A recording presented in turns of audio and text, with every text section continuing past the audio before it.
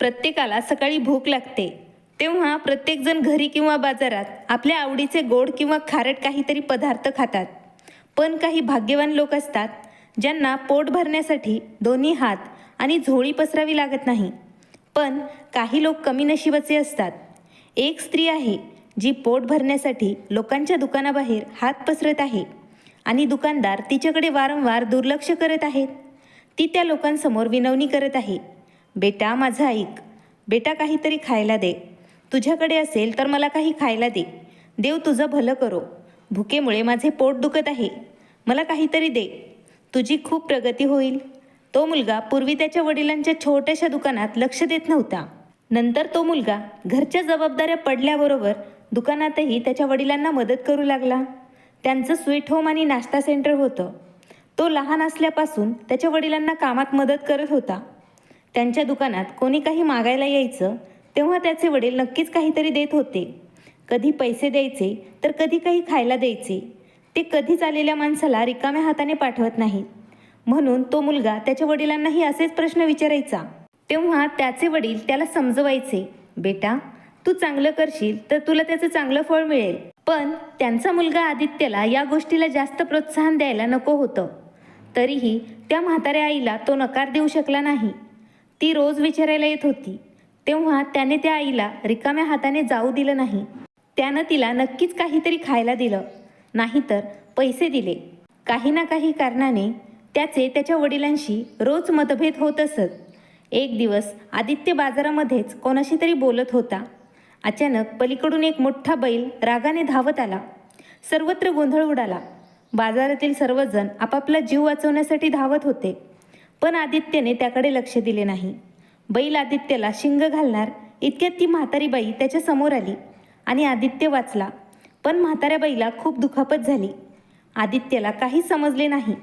त्याने त्वरित त्या महिलेला दवाखान्यात नेले आणि तिच्यावर उपचार केले आणि वडिलांची माफी मागितली. आज त्याला समजले होते की माणसाला त्याच्या चांगल्या कामाचे फळ मिळते. माणसाने केलेल्या चांगल्या कामाने मिळालेले फळ आणि आशीर्वाद कधीच व्यर्थ जात नाही. त्या दिवसानंतर आदित्यला कधीच त्या आजीचा राग आला नाही. ती रोज त्यांच्या दुकानात यायची आणि तो तिच्या हातात पावभाजीसोबत मिठाई पण द्यायचा आणि ती आजी खूप आशीर्वाद देऊन तिथून निघून जायची. तर इकडे नेहा काम करत होती. नोकरीनिमित्त ती बाहेरगावी गेली होती. आज ती तिच्या शहरात परतली आहे. डोळ्यात आईची हजारो स्वप्ने घेऊन तिच्या आईचे हजारो तपश्चर्याचे फळ तिला आज मिळाले होते. आज नेहा इथपर्यंत पोहोचली आहे. नेहाने तिच्या आईसाठी सर्व काही दिल्लीहून आणले होते. जे काही नेहाच्या अभ्यासामुळे तिची आई नुसतं दुरूनच बघून समाधान मानायची. तिच्या आईने किमान गरजेच्या वस्तू तरी घ्याव्या असे नेहाने आवर्जून त्यांना सांगितले. ती म्हणत होती, आई बघ, कित्येक महिन्यांपासून तू एकच साडीमध्ये आहेस. पण तिची आई कुठल्या ना कुठल्या बहाण्याने साडी घेण्याचे पुढे ढकलत असे. पण आज नेहाला सर्व सुख तिच्या आईचे चरणी आणायचे होते, जिच्या आईने एवढे दिवस फक्त तिच्यासाठी त्याग केला होता. नेहा बसमधून खाली उतरली आणि काजू बर्फी खरेदी करू लागली आईसाठी, कारण तिच्या आईला काजू बर्फी खूप आवडते. असा विचार करून तिने स्वीट होमकडे धाव घेतली. तिचे वडील नेहमी तिच्या आईसाठी वेगवेगळ्या बर्फी आणायचे. नेहा नुकतीच बर्फी पॅक करून घेत होती. तेव्हा फोनवर बोलत असताना ती म्हातारी आजी येऊन तिच्या शेजारी उभी राहिली. आदित्य हसला. त्याने अगोदर मिठाई आजीला दिली आणि आजी ती मिठाई घेऊन त्याला खूप आशीर्वाद देऊ लागल्या. तेव्हा नेहाने तो आवाज ऐकताच तिला आश्चर्य वाटले, कारण तो आवाज तिला ओळखीचा वाटत होता. तिने मागे वळून पाहिले तर ती म्हातारी आजी तिथे नव्हती. तेव्हा ती तिथून निघून गेली होती. तिने दुकानदाराला विचारले तेव्हा आदित्य तिला म्हणाला, ही आई गेल्या अनेक महिन्यांपासून इथे येत असते. 2-4 दुकानातून भीक मागून ती पोट भरते. ती गरीब म्हातारी आजी रस्त्याच्या कडेला तंबूत झोपते. ती सकाळी कोणाचे दुकान झाडते आणि कोणाच्या दुकानातील फरशी पुसते. इतकेच काय, ती कचरा उचलते आणि समोर नेऊन फेकते. तिला आम्ही विचारलं, तुम्ही असे न करता वृद्धाश्रमात का जात नाही? तेव्हा ती आजी म्हणते की ती तिच्या मुलीची वाट पाहत आहे. तिची मुलगी आली की सर्व काही ठीक होईल आणि फक्त आपल्या मुलीला आठवून ती सतत रडत राहते. हे सर्व ऐकून नेहाच्या पायाखालची जमीनच सरकली. तिने मिठाई तिथेच टाकली आणि तंबू असलेल्या ठिकाणी रस्त्याच्या कडेला पोहोचली. तेव्हा ती आजी रस्त्याच्या पलीकडे आशेने पाहत होती. जणू ती कोणाची तरी वाट पाहत होती. नेहाने त्या आजीकडे बघितले नाही. तेव्हा नेहा मागून त्यांना आई म्हणाली. तेव्हा त्या म्हाताऱ्याबाईने नेहाचा आवाज ऐकताच लगेच मागे वळून पाहिले आणि नेहाला पाहून त्या रडू लागल्या. नेहाचा संशय आता खरा ठरला होता. ती म्हातारी दुसरी तिसरी कोणी नसून तिचीच आई नंदिनी होती. आईला पाहताच नेहाने तिला मिठी मारली. म्हाताऱ्या आईने नेहाला जे काही घडले ते सांगितले. ते सर्व ऐकून नेहाचे रक्त उसळले. तेव्हा नेहाने तिच्या आईचा हात धरून रागाने घराकडे निघाली. घरी पोहोचताच नेहा म्हणाली, आई तू आत जा, मी सामान उचलते आणि सामान आत घेऊन येते. नंदिनीजी म्हणाल्या, पण बेटा. तेव्हा नेहा म्हणाली, आई मी सांगितल्याप्रमाणे कर, तू आत जा. घर पाहून नंदिनीजी रडू लागल्या, पण घरात जाण्याची त्यांची हिंमत होत नव्हती. अचानक तिला दारात पाहून त्यांची जाऊ सुनीता दुरूनच ओरडली, तुझी हिंमत कशी झाली भिकारे, थांब, मी तुला सांगते. असे म्हणत सुनीता दारात आली आणि नंदिनीला जोरात चापट मारणार होती. तेव्हा नेहा तिथे आली आणि तिचा हात धरून म्हणाली, काकू तुम्ही मला एवढा त्रास का देत आहात? फक्त तुम्ही तुमचे हात सुरक्षित ठेवा, ते तुम्हाला भविष्यात उपयोगी पडतील. नेहाला तिथे पाहून सुनीता आणि सुजितच्या म्हणजेच नेहाचे काका यांच्या पायाखालची जमीनच सरकली. सुजित अतिशय रागात जोरात म्हणाला, ए उद्धट मुली, तू तुझे सर्व संस्कार विसरली आहेस का? तू मोठ्यांशी भांडत आहेस, मी तुला आत्ताच सांगतो. नेहा रागात गर्जना करत म्हणाली, तुम्ही यापुढे काही बोलण्याच्या अगोदर किंवा काही करण्याअगोदर सावध राहा, नाहीतर मी सर्व मर्यादा ओलांडून तुम्हाला जड जाईल. म्हणून काहीही करण्याअगोदर तुम्ही दोघं 100दा विचार करा. सुनीताने रागाने नंदिनीला दारातून ढकलले आणि म्हणाली, हे सर्व तुझ्यामुळे होत आहे, समजून घे. सुनीताने तिला इतका जोरात ढकलले की नंदिनीजी पायऱ्यावरून खाली पडल्या. मग नेहाने रागाने सुनीताला ढकलले. नेहाने रागात तिच्या काकूच्या गालावर एक चापट मारली आणि गर्जना केली. नेहा रागाने म्हणाली, सावधान, आता जर तू माझ्या आईला हात लावला तर मी तुम्हा दोघांची अशी अवस्था करेल ज्याचा तुम्ही विचारही केला नसेल. सुजितला काही बोलायचे होते. तेवढ्यात नेहाने त्याच्याकडे बघितले आणि म्हणाली, खूप झाले काका, आता खूप झाले. मी आता लहान नाही राहिले की मी माझ्या आईला तुम्हा लोकांकडून मारहाण होताना पाहत गप्प बसेन. आता जर कोणी माझ्या आईला हात लावला तर मी त्याचे हात तोडेन. तुम्ही दोघं जण आता समजून घ्या. असं म्हणत नेहाने तिच्या आईला खोलीत नेले. नेहाचे हे रूप पाहून ते नवरा बायको दोघेही सुन्न झाले. आपल्या मुलीला तिच्या पायावर उभं असलेलं पाहून नंदिनीजींचे डोळे भरून आले आणि त्या आपल्या मुलीला म्हणाल्या, नेहा बेटी, अगोदर तू तुझ्या वडिलांचे आशीर्वाद घे. नेहाने तिच्या वडिलांच्या फोटोला नमस्कार केला. त्यांचा आशीर्वाद घेतल्यानंतर नंदिनीजी आपल्या पतीच्या फोटोकडे पाहून रडत रडत म्हणाल्या, अहो आपली मुलगी किती धाडसी झाली आहे, हे तुम्ही पाहिलं आहे का? तुम्ही असता तर आज तुम्हाला किती आनंद झाला असता, पण तुम्ही आम्हाला मध्येच सोडून निघून गेलात. त्या दिवसात माधवजी आपल्या वडिलांना नंदिनीसोबत लग्न करण्यासाठी खूप दिवसांपासून समजावण्याचा प्रयत्न करत होते, पण ते या लग्नासाठी तयार होत नव्हते. कारण फक्त एवढंच होतं की नंदिनी एक अनाथ मुलगी होती. जेव्हा माधवजी यांचे वडील लग्नासाठी तयार होत नव्हते तेव्हा बळजबरीने माधवजी मंदिरात गेले आणि लग्न करून नंदिनीला घरी सोबत घेऊन आले. त्या दिवशी माधवचे वडील आणि आई सुलोचनाजी दोघं माधवला म्हणाले, ही अनाथ मुलगी आहे, तुझी बायको असेल ती, पण माझी सून नाही. आणि त्या एवढं बोलून त्यांच्या खोलीत रागात निघून गेल्या. दुसऱ्या दिवशी सकाळी नंदिनीजी तिच्या सासऱ्यांना चहा देताना म्हणाल्या, मामांजी चहा. तेव्हा ते म्हणाले, मी तुमच्यासारख्या अनाथ मुलीकडून चहा घेणार नाही. तुम्ही तुमच्या बोलण्याने माझ्या मुलाला फसवले आहे, पण तुम्ही मला तुमच्या गोड बोलण्यात अडकवू शकणार नाही. हे ऐकून नंदिनीचे मन हेलावले, पण ती थेट हसत म्हणाली, ती तिच्या नवऱ्याच्या वडिलांना आणखी काय सांगू शकते? ती म्हणाली, मामांजी मला हे सर्व माहीत नाही, तुम्हीच मला सांगा. तिचे निरागस हास्य पाहून सुलोचनाजी काही बोलल्या नाही. नंदिनीने सुलोचनाजींचे मन जिंकण्याचा जितका प्रयत्न केला तितकाच त्यांनी तिचा अधिक तिरस्कार केला. पण नंदिनीच्या चेहऱ्यावर एक सुरकुतीही पडली नाही. तरी ती एकांतात अश्रू ढाळते, पण माधवजींसमोर ती व्यक्त होत नव्हती. आज पुन्हा सुलोचनाजींनी नंदिनीला काही मुद्द्यावर खूप काही ऐकवलं होतं. तेव्हा माधवने बायकोचा उदास चेहरा बघितला आणि म्हणाला, नंदिनी, तू माझी पत्नी आहेस, म्हणून हे सगळं का सहन करत आहेस?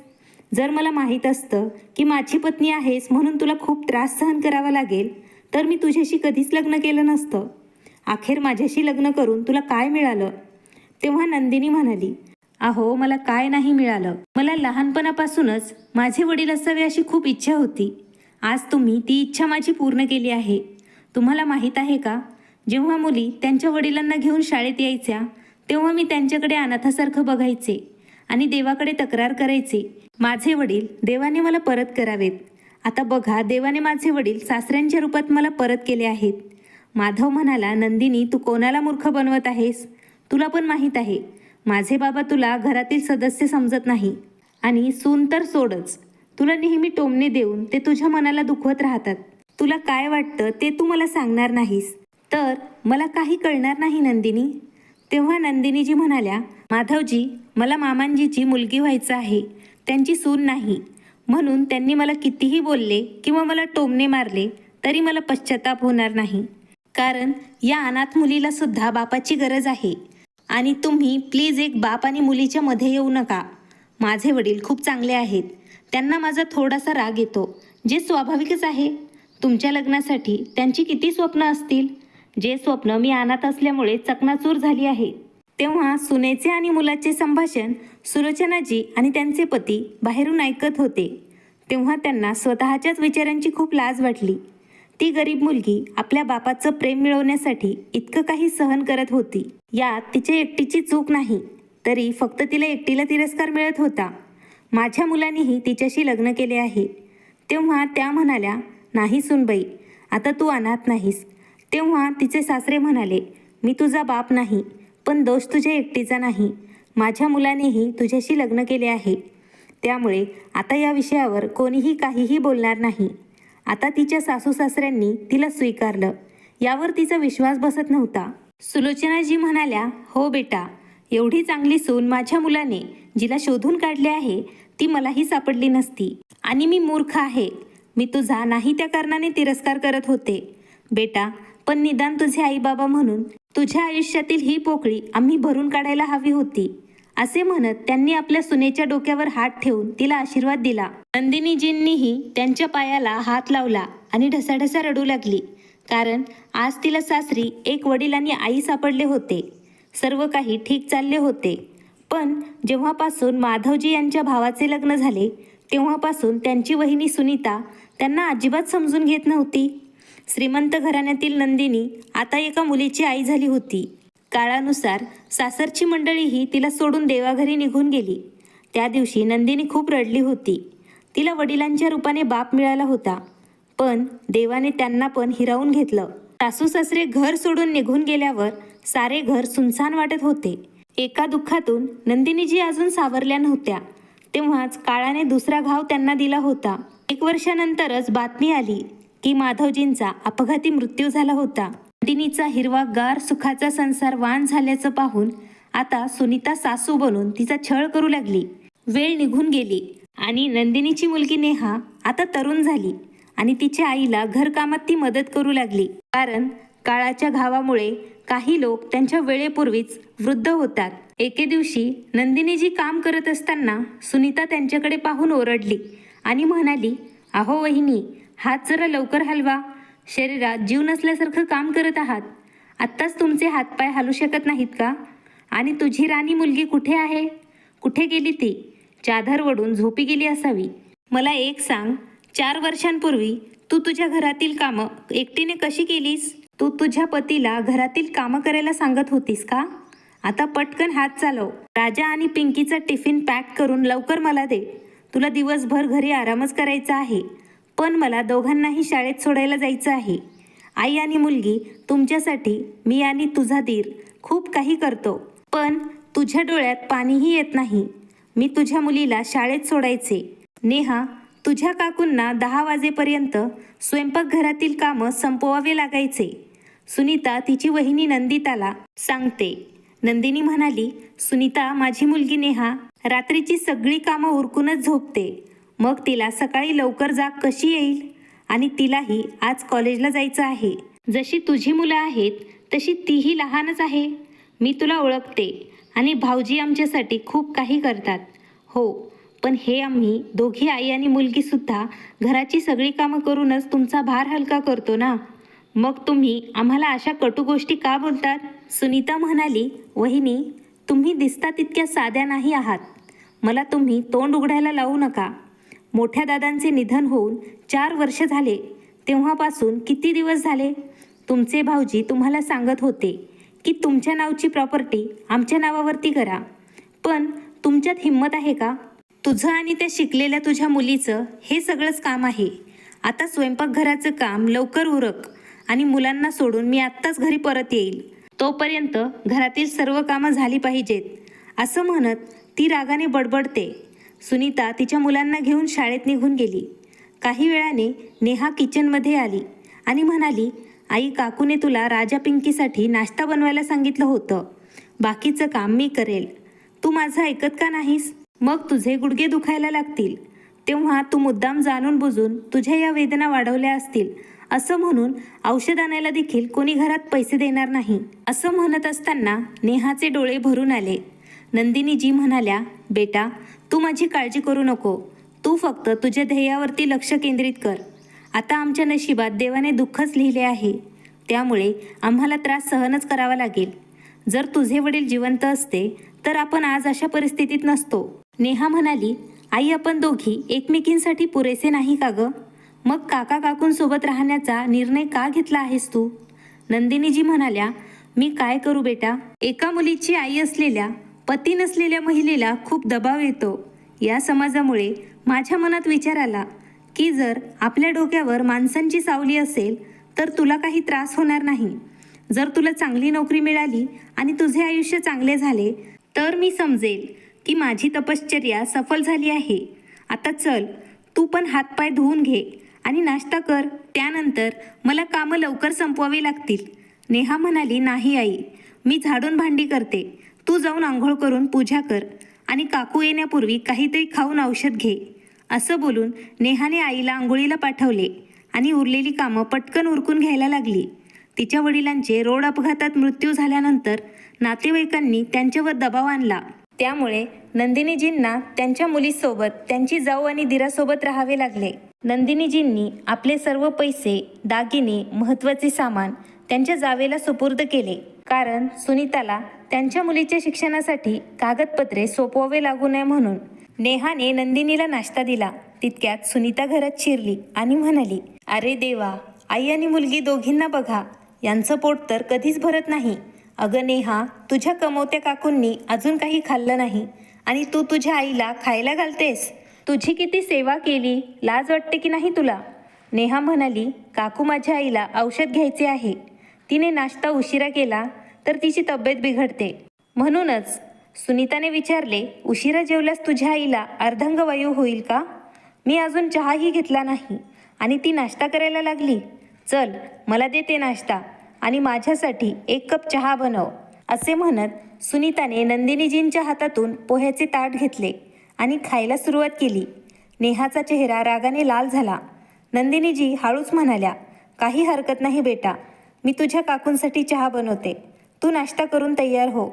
तेव्हा नेहा म्हणाली, नाही आई, तू बस. मी काकूंसोबत तुझ्यासाठीही चहा बनवते. इथे बस, मी तुझ्यासाठी पोहे आणि चहा घेऊन येते. तू काय म्हणाली? माझ्या चहासोबत तिच्यासाठी चहा कोणी बनवायला सांगितलं आहे तुला? काळजी घे. आधी माझ्यासाठी चांगल्या दुधाचा चहा बनव आणि काळी चहा तुझ्या आईसाठी बनव. तिला या वयात दुधाचा चहा पचणार नाही. आणि त्या अगोदर तुझ्या काकांसाठी नाश्ता बनव. बाहेर घेऊन ये. त्यानंतर आई आणि मुलीला जे काही उरले ते खाऊन घ्या. नेहा आतून खूप जळत होती आणि विचार करत होती, एक बाई दुसऱ्या बाईशी असं कसं वागू शकते, तेही जेव्हा तिची आई आणि ती रात्रंदिवस घरातील कामं करतात. जसा जसा वेळ निघून गेला, अन्न आणि औषधांच्या कमतरतामुळे नंदिनीजींचे गुडघे आणि पाठीचे दुखणे खूप वाढू लागले आणि संपूर्ण घराची जबाबदारी नेहावर पडू लागली. इकडे नेहाने आपले शिक्षण पूर्ण केले, शैक्षणिक कर्ज घेतले, मग त्याच शहरातून MBA पूर्ण केले आणि नोकरी शोधू लागली. काही महिन्यानंतर सकाळचे 8 वाजले होते. अरे नेहा, तेव्हा नेहा स्वतःला आरशात पाहत होती आणि गेल्या अर्ध्या तासापासून दात घासत होती. तेव्हा तिची काकू तिला म्हणाली, तुझे भूत घरचे काम करेल का? जा तुझ्या आईला बोलाव. आपण काय करतो यालाही काही मर्यादा असते. पण ही मठ्ठ मुलगी घरची कामं नीट करत नाही. ती फक्त तिच्या पुस्तकात मग्न राहते. आता तर तुझा अभ्यासही संपला आहे, मग तू बाहेर काय शोधायला जात राहतेस? तेव्हा नेहाने पटकन हात आणि तोंड धुतले आणि म्हणाली, काकू, निदान मला शांततेने दात तरी घासू द्या. असो, रात्री स्वयंपाकघर साफ करून झोपायला जाण्यासाठी नेहाला 11 वाजले होते. नेहाला काळजीही वाटत होती की ती तिच्या आईजवळ दिवसभर नसताना आईचे काय हाल होत असतील. आई मनसोक्त जगली असती तर तिने किती काम केले असते. वडील हयात असते तर आईचीही अशी अवस्था झाली नसती. हे सर्व आठवताना नेहाचे डोळे भरून आले. तेव्हा अचानक नेहाचे कान पकडून सुनीता नेहाला म्हणाली, हे बघ, तुझ्या आईबद्दल तुझे किती प्रेम जागृत आहे. तेव्हा नेहा विचारातून बाहेर आली.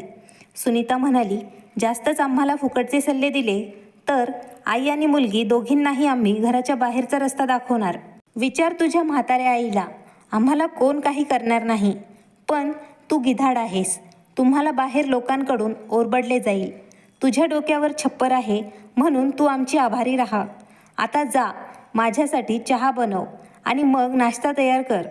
नेहा म्हणाली, काकू, आम्हाला हे सर्व ऐकून किती वर्ष झाली आहेत.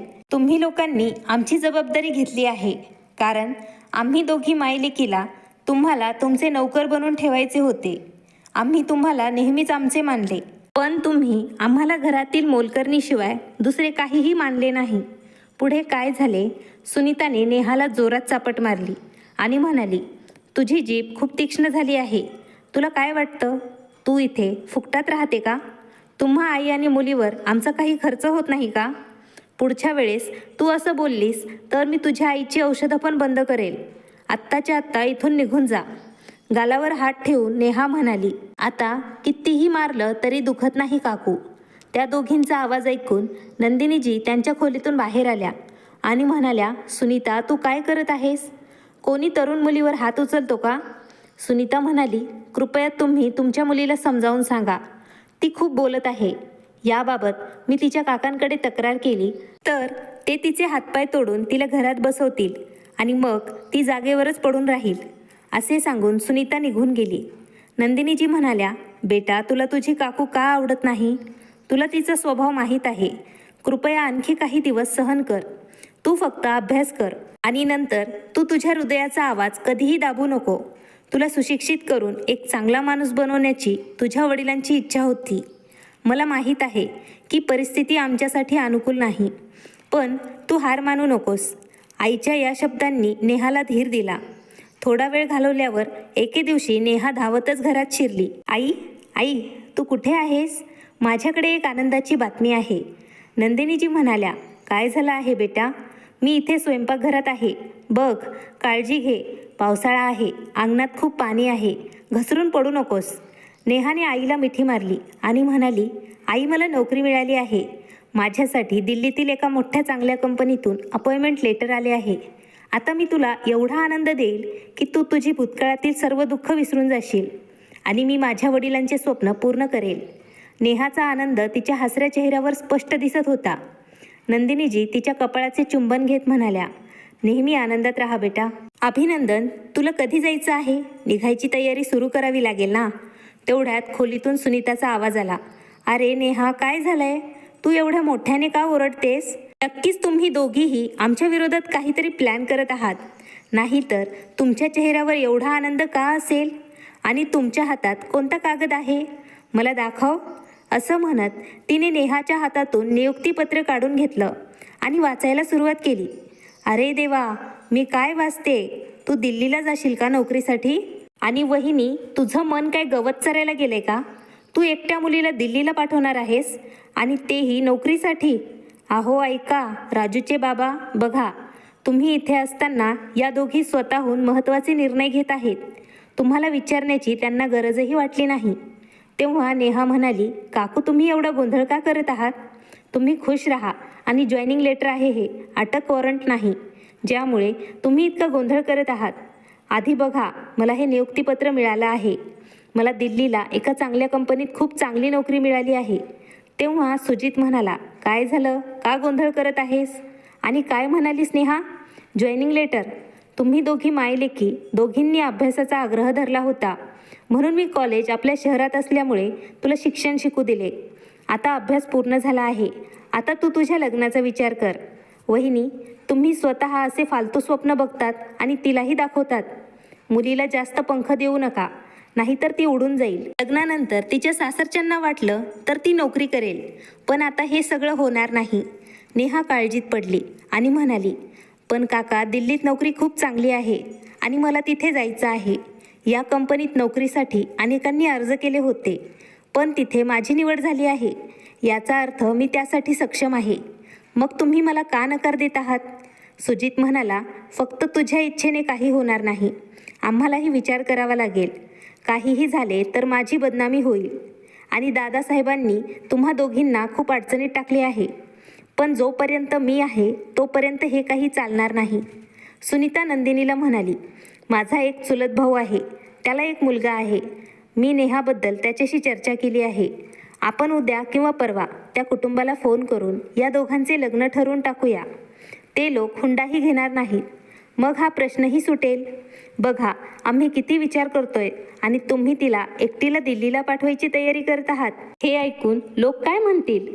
सुजित पुढे आला आणि म्हणाला, हो, तुम्ही आमच्यासोबत असाल तर तुम्हाला आमचे म्हणणे मान्यच करावे लागेल. आम्हाला आमच्या 2 मुलांचाही विचार करायचा आहे. ते आत्ता लहान आहेत, त्यांनाही पुढचा अभ्यास करायचा आहे. आम्ही तुमच्या खर्चात अडकून राहिलो तर आमचे आयुष्य उद्ध्वस्त होईल. नंदिनीजी यांनी खूप हिंमत एकवटली आणि म्हणाल्या, सुनीता, तू कोणाबद्दल बोलत आहेस? तोच मुलगा का जो जेमतेम पदवीधर झाला आहे आणि अजूनही बेरोजगार आहे? माझी मुलगी खूप शिकलेली आहे आणि तो मुलगा काहीही करत नाही.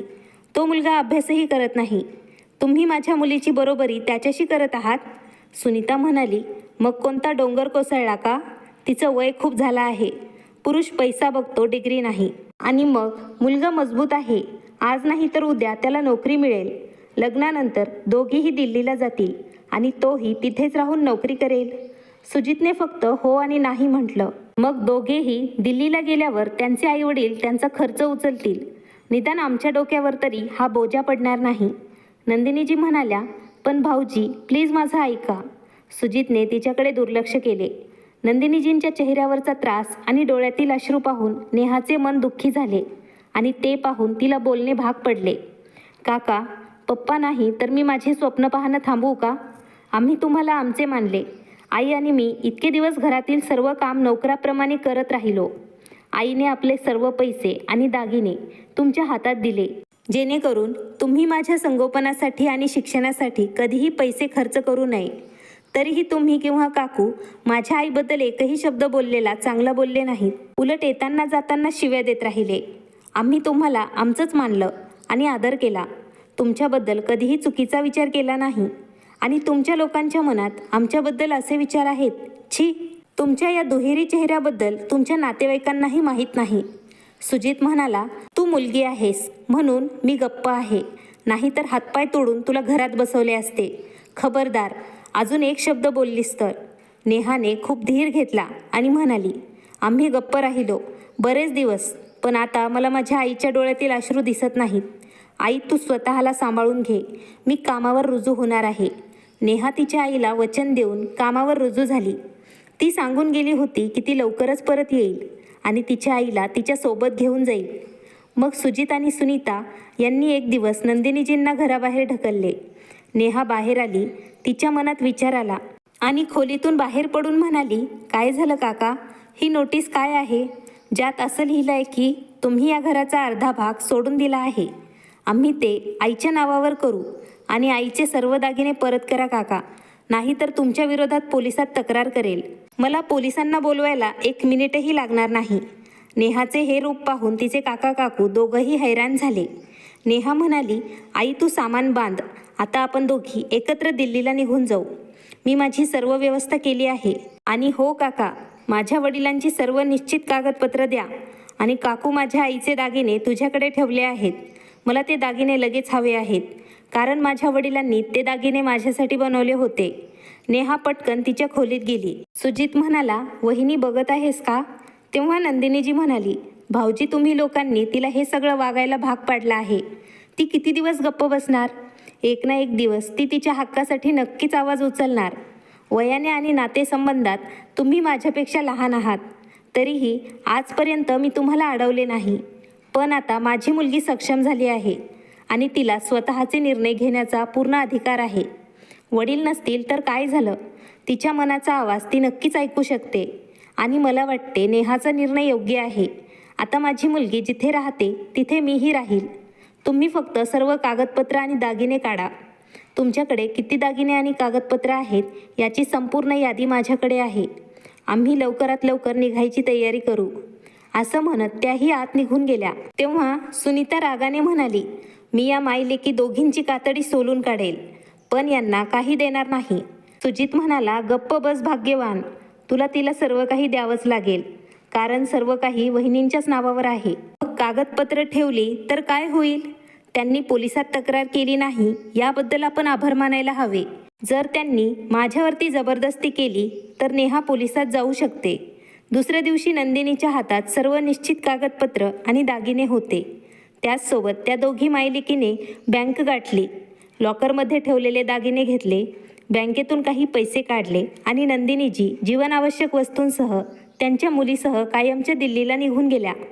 मित्रांनो, तुम्हाला आजची कथा कशी वाटली ते आम्हाला नक्की कमेंटमध्ये सांगा. कथा आवडल्यास नक्की लाईक, शेअर आणि सबस्क्राईब करायला विसरू नका. Thanks for watching.